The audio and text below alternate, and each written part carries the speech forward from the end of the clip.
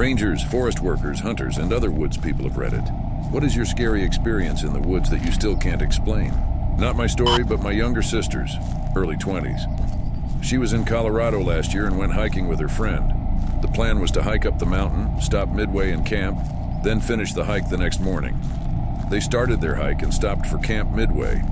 She said it started dumping rain that night, which meant the top would most likely be snow.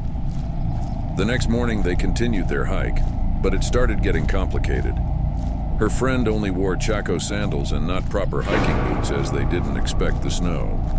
They stopped at a creek and were deciding if they wanted to turn back on account they weren't prepared properly when they heard a faint, "Help me."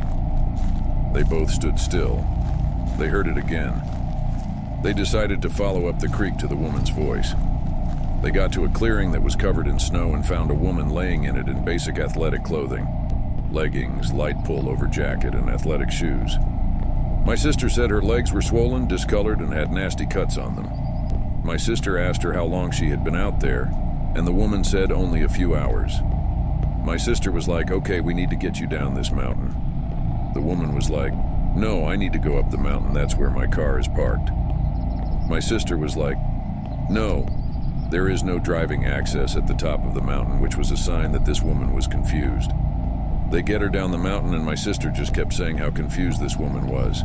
They get to the bottom and they find this woman's car. My sister couldn't get cell service to call 911 during this BTW. Anyways, my sister tells this woman she's going to drive her to the hospital, but the woman is standing strong that she would just like to go back to her bed and breakfast. My sister takes her there while driving this woman's car.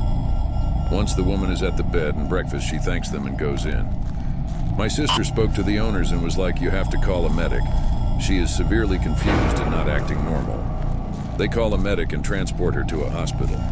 Turns out this woman is from Chicago, has low blood pressure, and it was her first time ever hiking a mountain. She was also alone. She had passed out during her hike, then it dumped snow on her. She was hypothermic and only thought she'd been out for a few hours. She was out overnight in the dark, cold and alone. I couldn't imagine the terror she must have felt.